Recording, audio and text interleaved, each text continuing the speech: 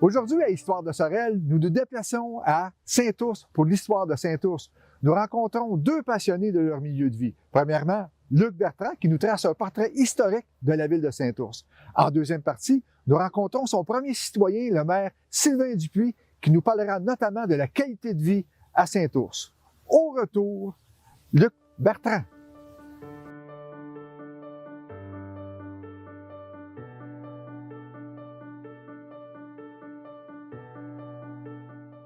Luc Bertrand, bonjour. Bonjour. Luc Bertrand, vous êtes auteur, vous avez rédigé une synthèse de l'histoire de Saint-Ours pour notamment la ville de Saint-Ours via son site Internet. Mais au-delà du formalisme de l'histoire, la rivière Richelieu, le passage de Champlain, ça vous inspire quoi? Ça inspire un petit peu ça rappelle les débuts un peu de ce qui a été Saint-Ours dans le temps. C'est un petit peu le début de son histoire. En 1603, Champlain est venu faire un premier voyage ici. D'ailleurs, il a rebroussé chemin à peu près à la hauteur de Saint-Ours ou de Saint-Marc. Les historiens ne s'entendent pas là-dessus. Okay. Et il est revenu en 1609, soit un an après la fondation de la ville de Québec. Mais cette fois-ci, il s'est rendu beaucoup plus loin, au lac qui devait porter son nom plus tard, le lac Champlain. Et là, ça a été assez virulent avec les Iroquois. C'était un explorateur qui était hors norme. Puis ça montrait beaucoup de courage à l'époque. Donc, c'est la première présence au On niveau peut de dire Saint-Ours. ça. Oui, on a la première présence de quelqu'un venu d'un autre pays, venu d'Europe. C'est fort probablement la première, oui, parce que je vois pas qui aurait pu venir ici avant ça. Ça ensuite a suivi, ce qu'on comprend, le régiment de Carignan-Salière, dans le contexte où il y avait une protection à assumer contre les Iroquois. Oui, ça, c'est très important. Vous faites bien de souligner ça. C'est entre 1665 et 1672. Ça coïncide avec les années de l'intendant Jean Talon. Et c'est des années extrêmement importantes dans l'histoire de la Nouvelle-France parce que c'est véritablement à ce moment-là, et à peu près uniquement à ce moment-là, qu'on va véritablement du côté de la métropole, c'est-à-dire de la France, faire des efforts notables pour instaurer une colonie en terre d'Amérique du Nord. C'est véritablement là que ça va se faire. Entre autres, pour peupler, le roi va donner, ou plutôt concéder, des seigneuries à différents officiers du régiment de Carignan-Salière. Le régiment était venu, soit dit en passant, et ça a été la réalité pour mater la menace iroquoise. Donc, le roi va offrir des seigneuries à des officiers du régiment. Carignan-Salière, oui. Et Pierre de Saint-Ours va être un de ceux-là, comme il va y avoir Contrecoeur, comme il va y avoir Pierre de Sorel, comme il va y en avoir beaucoup d'autres. OK. Donc, ce qu'on parle là, des seigneuries, c'est l'installation du régime seigneurial. Oui. Puis, ce qu'on comprend, c'est que le régime seigneurial, la seigneurie de Saint-Ours, notamment, allait jusqu'au fleuve Saint-Laurent. Oui. Du fleuve Saint-Laurent, en fait, jusqu'à la rivière Yamaska, jusqu'au territoire qui aujourd'hui est occupé par la municipalité de Saint-Jude. Donc, c'était extrêmement vaste. Et les débuts de la seigneurie, on va s'installer non pas sur le bord de la rivière Richelieu, mais du bord du fleuve. C'est là que va commencer la seigneurie de Saint-Ours. Après quelques décennies, on va s'apercevoir que les meilleures terres ne se trouvent pas de ce côté-là, mais se trouvent plutôt près de la rivière Richelieu. C'est pour ça qu'il va y avoir à ce moment-là un mouvement qui va se faire vers la rivière. Et c'est véritablement là que va prendre forme les débuts de la seigneurie de Saint-Ours. Donc, les gens ont migré des rives du Saint-Laurent jusqu'aux rives du Richelieu et ont traversé le Richelieu pour s'en venir du côté du Saint-Ours moderne. Oui. Mais il y en avait aussi de l'autre côté du Richelieu, mais c'est effectivement exactement cette mutation-là qui s'est faite à ce moment-là. Là, on parle du milieu des années 1700 à peu près. Le premier curé de Saint-Ours, qui s'appelait Youville, qui était le fils de Marguerite Youville. Marguerite Youville avait épousé la vie religieuse après la mort de son mari. De son mari, je tiens à le préciser. Donc, 1750, premier curé à Saint-Ours. OK. Donc, premier curé, donc aussi formation des premières familles. Oui. Formation d'une société. Oui. Ça se passe comment à cette époque-là? C'est l'agriculture? C'est l'agriculture essentiellement. Et la raison, comme je le disais, pour laquelle on avait émigré, entre guillemets, vers le Richelieu, c'était que les meilleures terres s'y trouvaient. Et de nos jours encore, il s'agit de parmi les meilleures terres qu'on peut trouver au Québec. Okay. On avait une notion à l'époque du petit et du grand Saint-Ours. Donc, je reviens 30 secondes. C'est que le petit Saint-Ours, le grand Saint-Ours allait jusqu'au fleuve. Le petit Saint-Ours, donc, c'est la formation de la ville actuelle. C'est le petit Saint-Ours. Ça correspond à peu près au petit Saint-Ours de l'époque. Et on peut dire que le grand Saint-Ours, c'était davantage la zone qui était riveraine du fleuve. Mais au-delà de l'agriculture, la première industrie, on parle de la fonderie, on parle d'un manoir. Pouvez-vous nous en parler? Oui, le manoir, c'est 1792 et il va par contre subir des transformations très importantes en 1870. 1870, les travaux qui ont été faits, c'est à peu près ce qu'on voit aujourd'hui. Ben, on voit mal parce que il y a des arbres devant, mais le manoir d'aujourd'hui ressemble à ce qui a été fait lors des rénovations de 1870. Manoir qui est encore ici aujourd'hui. Oui, tout à fait. Qui est encore. La fonderie, ça s'inscrit comment dans l'histoire de Saint-Ours? Saint-Ours a eu, il y avait l'agriculture, mais vous avez raison de mentionner la fonderie. Ça, c'est 1800. Et elle a changé de lieu à différentes reprises et de propriétaires, forcément, depuis 1800. Et ça demeure aujourd'hui encore un fleuron économique de la ville de Saint-Ours qui est important, mais il y a toute une tradition, il y a toute une histoire qui se rattache à la fonderie.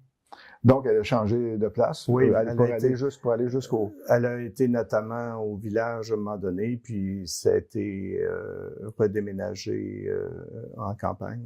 OK. On apprend dans l'histoire aussi que vous avez rédigé que Saint-Ours était le chef-lieu de la région. Donc, c'était aussi la ville la plus importante du comté, bien avant Sorel. Ça s'explique comment? Ça s'explique, je pense que ça s'explique par l'influence que Saint-Ours, dont elle jouissait à ce moment-là. Mais ça s'explique aussi par des rivalités. C'est pour ça que Saint-Ours va avoir effectivement le chef-lieu au début, mais il va le perdre ensuite aux mains justement de Sorel. Mais Sorel, on doit dire, était une ville qui était plus populeuse également, plus forte à certains points de vue que Saint-Ours pouvait l'être. Et un trait de caractère qu'on retrouve dans l'histoire de Saint-Ours lorsqu'on la parcourt, c'est la chicane. Il y en a eu pas mal, il y en a eu à différents moments. Expliquez ça.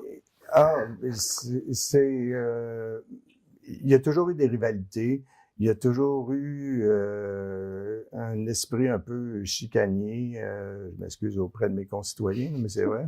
Notamment au début... On parle d'histoire. Pas maintenant. L'histoire avec un gros H.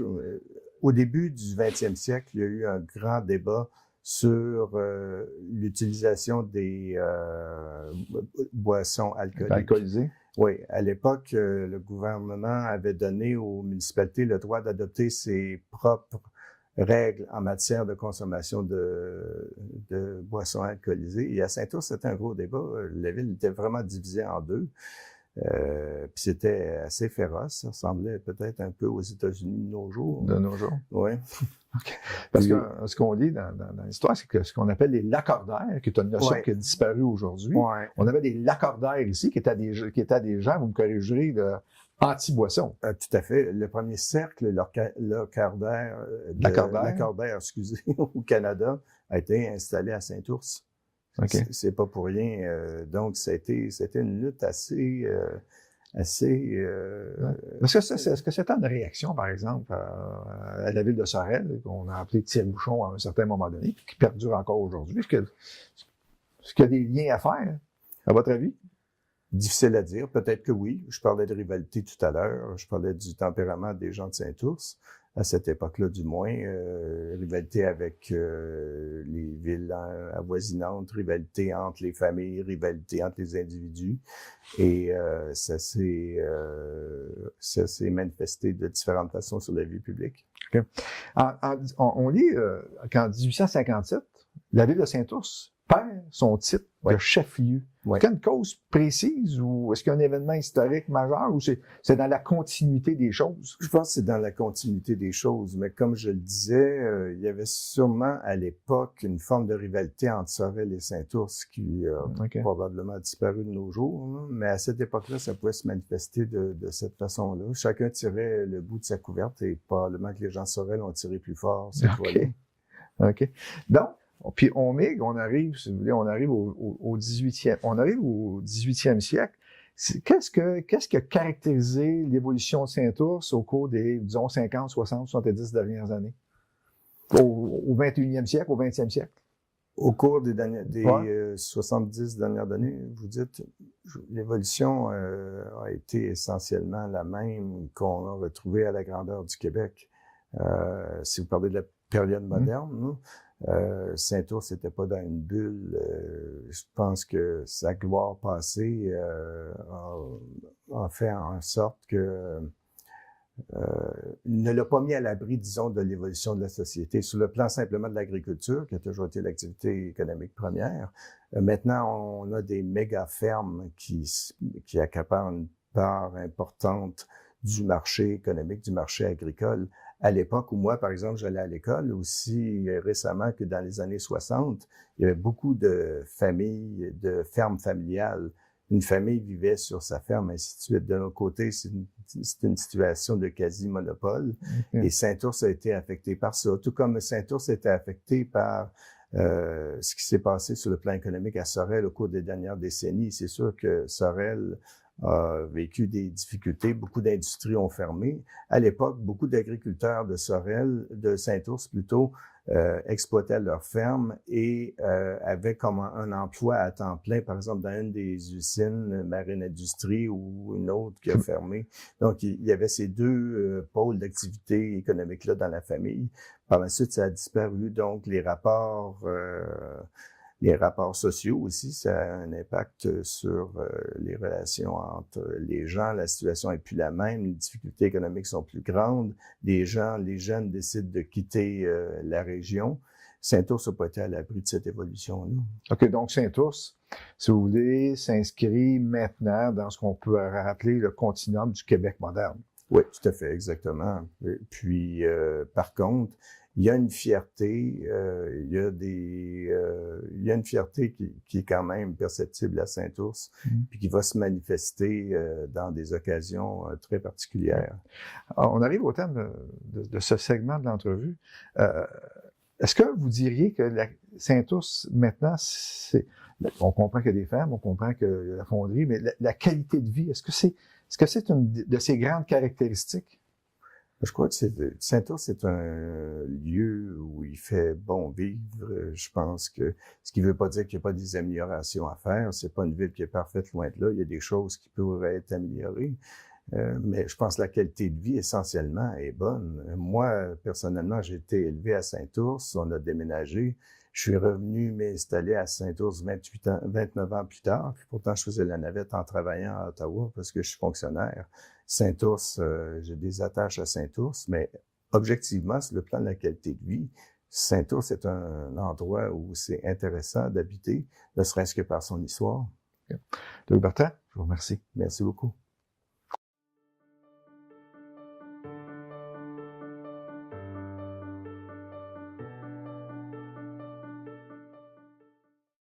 Sylvain Dupuis, on a parlé en première partie de cette entrevue-là de la rivière Richelieu, de Champlain, puis de la place prépondérante de cette rivière-là. Elle vous inspire quoi, vous, cette rivière-là? Ben moi, c'est la rivière Richelieu qui m'a fait adopter Saint-Ours. Moi, je suis pas natif de Saint-Ours. Okay. Fait que moi, c'est le beau miroir du Richelieu à tous les matins que je voyais qui m'a amené chez nous. Donc, je peux comprendre que le Richelieu a un cachet spécial pour les citoyens de Saint-Ours. Okay. Mais comme milieu de vie? Ben, c'est nécessaire. Toute l'économie s'y rattache, les berges, la vie, la pêche, les loisirs, tout s'y rattache. Même les moyens de transport. On a un traversier. Donc, le Richelieu fait partie intégrante de notre vie. Donc, cette histoire-là a forgé. Absolument. Ah, OK, parce qu'on a parlé d'agriculture, on a parlé de la fonderie. C'est encore présent dans la vie d'aujourd'hui? Oui, c'est encore présent. La fonderie, c'est quelque chose d'incroyable. Il faut comprendre qu'il reste 2 fonderies au Québec qui font des regards d'égout. Donc, il faut protéger ça. C'est un cachet Saint-Ursula.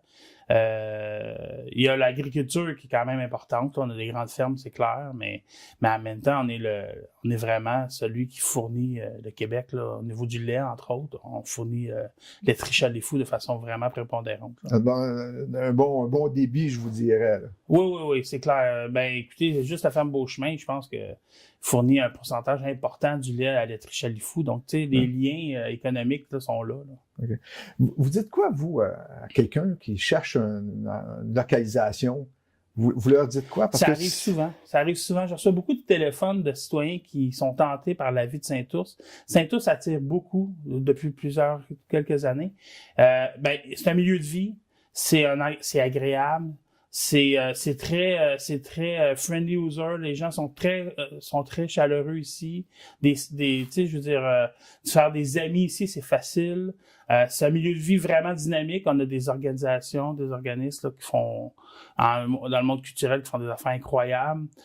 Donc, tu sais, dans la vie, t'as 3 choses que tu cherches. Un milieu de vie sécuritaire pour ta famille, des services, puis une école de qualité. Donc, on a les 3 premiers facteurs des familles, là, on les a présentement. OK. Donc, si on va au milieu artistique, c'est un milieu créatif aussi. Absolument. On a eu des artistes de toutes sortes qui ont resté à Saint-Ours. On a un grand pensé André Melançon. On est dans la maison André Melançon. Absolument. Mais il y en a eu plein d'autres que, tu sais, que les gens ils seraient surpris de savoir que des artistes du Québec sont venus, des peintres. On a des peintres incroyables qui ont passé à Saint-Ours, qui sont encore à Saint-Ours. Puis au niveau de l'écriture, on a un regroupement littéraire qui fait de l'immersion à l'écriture pour les jeunes. Vous avez un concours littéraire. Absolument, qui est provincial. Puis ce que j'ai hâte de voir, c'est un jour, il va y avoir un écrivain qui va sortir puis qui va probablement avoir passé par une des éditions par ce concours-là, par cette école-là. Oui, c'est ça. Je vais vous poser une question embêtante. Allez-y. Les historiens de 2070, ils vont dire quoi de Saint-Ours? Je vous dirais que Saint-Ours, je pense qu'on va avoir une bonne note. OK. J'espère. Oui. Parce que ça risque d'être moi qui risque d'être regardé. Ouais. Je pense qu'on va avoir une bonne note. On a mis en action plusieurs pans de murs pour faire ça, qu'on soit un milieu de vie agréable par rapport aux aînés, par rapport aux familles, par rapport aux services, par rapport à la disponibilité, la gestion municipale aussi. On règle les problèmes. Tu sais, oui, les conseils municipaux, c'est important, mais en même temps, on peut régler beaucoup de problèmes en amont, puis on le fait. Fait que j'espère que, historiquement, ce qui va être retenu, c'est l'apport à la culture, l'apport aux loisirs, l'apport aussi aux familles, puis un milieu de vie sécuritaire et agréable. Donc, en conclusion de l'entrevue, on peut dire que l'histoire dont on a discuté en première partie, puis le Saint-Ours actuel, il y a une continuité de ce qu'on appelle un continuum. Je pense que oui. Je pense que je pense que la volonté des gens qui ont fondé Saint-Ours dans les années 1800, ils seraient fiers de Saint-Ours aujourd'hui, je pense. Ils voulaient que Saint-Ours, ça reste un chef-lieu. On l'est à notre façon, même si on n'a plus le titre. Saint-Ours, je pense, c'est un village important dans le monde des villages. Oui, je sais, on est une ville, mais tu sais, c'est un cachet historique d'être une ville aussi. C'est un privilège. Mais tu sais, il faut comprendre que dans l'optique, quand on regarde le territoire du Québec, combien de choses importantes ont passé par Saint-Ours, c'est surprenant. Okay. Je vous remercie de l'entrevue, mais je vous dis qu'au retour, on va avoir une entrevue avec un écrivain qui s'inspire du milieu de Saint-Ours, M. Luc Bertrand, qui va revenir. Sylvain Dupuis, je vous remercie infiniment. C'est un plaisir.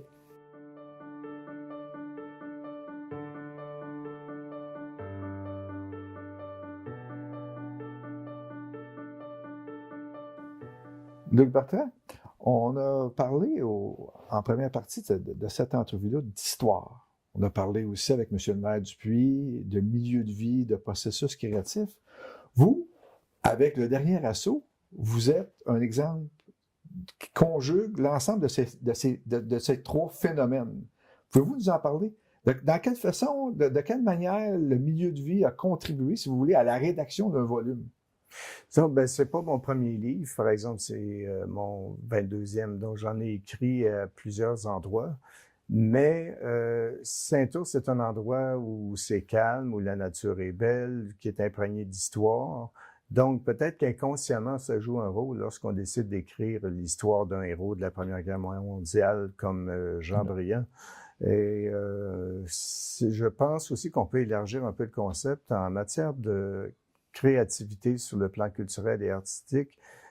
Saint-Ours est particulièrement bien placé. Je pense que c'est un segment de la population de l'activité économique qu'il faudrait pousser même encore davantage. Mais Saint-Ours possède beaucoup d'atouts, entre autres celui-là. Oui. Donc, il y a une relation, peux-tu faire une relation entre le Bic et le village de Jean Briand et Saint-Ours, par exemple? C'est C'est un petit milieu. C'est deux endroits où les gens sont très fiers de leur patelin. À Saint-Ours, on ressent ça de façon générale. Habituellement, les gens sont fiers de venir de Saint-Ours et d'y habiter, en particulier les vieilles familles ou les gens qui y ont toujours habité. Pour ce qui est du Bic, ça va de soi, en autant que je suis concerné, c'est un des plus beaux coins qui existent au Québec. Les gens en sont particulièrement fiers. Et Jean Briand venait du Bic, justement. Est-ce que vous avez encore de l'inspiration? Oh, je suis en train de travailler sur... Ben, j'ai pas travaillé, mais j'ai 2 livres en tête. Et dès que le moment de la retraite va venir, je vais commencer à gratter ça un peu. À gratter ça dans le milieu? Oui, tout à fait. Si on vous tire les verres du nez, est-ce qu'on va parler du milieu ou c'est un sujet particulier? Non, dans le passé, j'ai écrit des romans. J'en ai déjà écrit un dont l'histoire se passait à Saint-Ours beaucoup, qui a été publié il y a une dizaine d'années, qui s'appelle Le 15e verset. Non, ces deux-là ne parleront pas de Saint-Ours, non. Non, mais juste une petite inspiration, j'essaie de vous tirer vers du nez. Ouais, ben, il y a un des 2 livres en question qui est la biographie d'un athlète, et dans l'autre cas, c'est une histoire criminelle qui s'est passée à Québec dans les années 40. Okay. Écoutez, Luc Bertrand, on vous remercie infiniment de votre passage à Histoire de Sorel, qui se déplaçait de façon appropriée dans la ville de Saint-Ours. Je vous remercie infiniment. Merci beaucoup.